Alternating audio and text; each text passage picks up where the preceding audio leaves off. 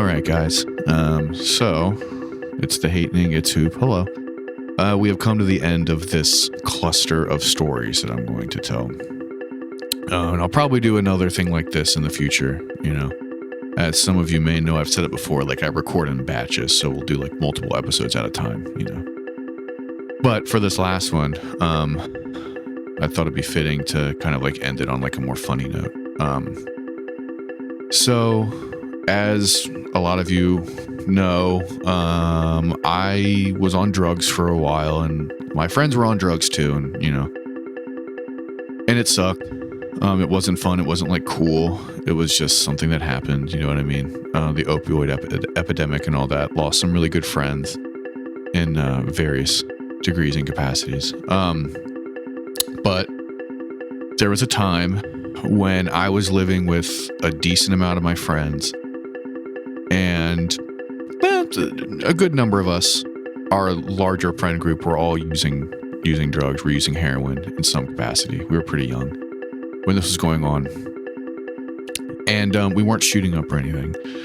And so we were all hanging out one night, and you know, it wasn't uncommon for someone to get sick, you know, or to like do a little too much. And you would deal with it accordingly. You know what I mean? Like the worst case scenario obviously is you call an ambulance and they come and get Narcan. But typically it was just a lot of like trying to calm someone down, or you know, giving them something to throw up in, and then just, you know, making sure they had like soft foods and water to throw up, because they'll be throwing up for a while, right?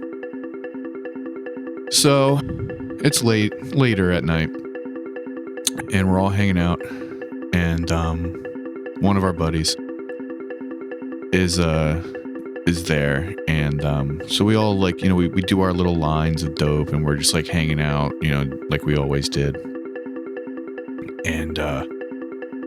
And he starts to kind of act a little funny, and he starts to freak out, right? He's getting real anxious, like panic attacky, right? And we're trying to calm him down, you know, everything's fine, dude, like just relax, breathe, like you're good, like nothing's going on, blah, blah, blah. And he's working himself into a tailspin about how he is going to overdose and how he's done too much drugs. Now, respectfully, anyone who has overdosed, like myself, or has been around people who have overdosed, again, like myself, it's not something that happens typically like 10, 15, 20 minutes after you ingest the drug. You know what I mean? It's pretty instantaneous, right? It hits your system and then you fall out or whatever. You go down. It's not a thing where you do it and then 10 minutes later something happens like that, right? So he's completely conscious, completely cognizant, like all that stuff. He's just working himself up. He's really anxious. Now, he might have really been having like an anxiety or a panic attack. That, you know, I'm not going to dispute that, but he was not overdosing. And we are in a situation where like there are people there who are not doing drugs. And more importantly, there are people there who would, you know, have us kicked out of our living situation if they found out that we were doing drugs. So it was a little don't ask, don't tell. It was a little like just ignore it. But it was also a lot of just like, don't talk about it. You know what I mean? Don't be freaking out in public. Don't like do all this stuff in like the common space. And that was what he was starting to do, right? So he's getting louder and louder and freaking out more and more. And we're trying to calm him down. You know, it's like, dude, stop. Like, you're not overdosing. You're not going to die. You're just freaking out. Like, I don't know what you expect to do, but there's nothing to do. Like, what are you going to do? You know what I mean? Like, we're in the city. We're young. We're hanging out. Like, do you want to call a fucking ambulance? Because if so, then we're going to have to leave and go down the street, and we're going to fucking leave you in front of a house and call an ambulance because, like, they're not coming back here. You know what I mean? It was like that kind of thing. Like, our options are very limited, like all this stuff. And he's just like, I'm overdosing. I know I'm overdosing. I'm going to die. I need to get out of here. I'm going to die. All this stuff. And we're all like, and again, like, we're all fucked up too. Like, none of us are like incapacitated in terms of like being intoxicated, but we're all like fucked up also. So it's not like any of us really like, you know, hey, you want to go for a drive? Hey, do you want to go to somewhere else's house? It's like, it's late and we're all fucked up. And so he's like, I need air. So we're like, fine. So we take him out of the room that we're in and we go into like a larger room and there's other people there and he's like freaking the fuck out. You know, so obviously people are like, what's up? What's going on? And we're like, oh, nothing. He's just like having a bad time. And they're kind of like, oh, okay. And like leave the room because, you know, none of my business, but also like that seems like a whole weird thing.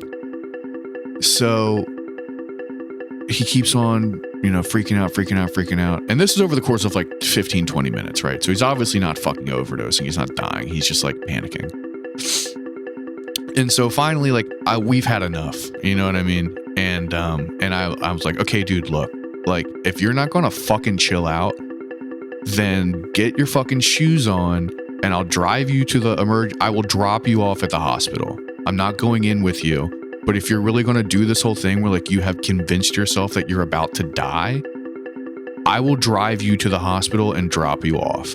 And then you can find your way back here later. Like that's I'm not doing this anymore because it's been so long and you're not listening.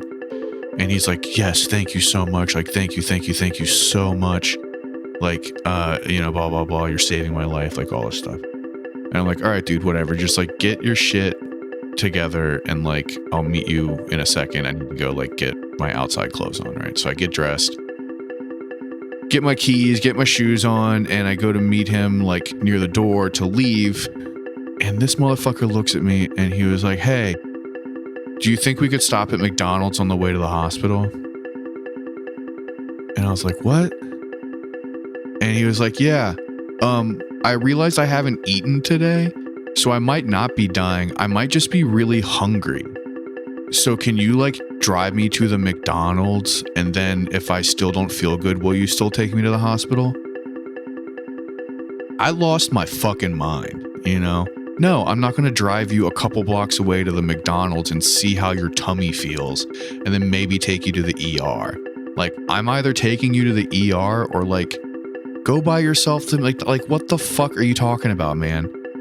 And then I think that was when he realized that he was just like having a panic attack and he was hungry. And like we ended up we all like walked over and got food or whatever. And like he ended up being fine. But I have never let him live down that instance. Like to this day, I bring that up because it was the most ridiculous thing I've ever had to deal with. Like funny ridiculous, you know what I mean? Just like someone being like, I'm dying, I'm going to die. Oh, wait. Damn, maybe I'm just like hungry? I don't know. I either need to go to the ER or I need like a McDouble. We'll see. You know? People are just ridiculous. But yeah. All right. That's it. Thank you guys for listening. We really do appreciate it. If you like the show, please like and subscribe. Tell your friends, all that stuff. But yeah, take care of yourself and the people around you. And don't forget to tell your friends you love them.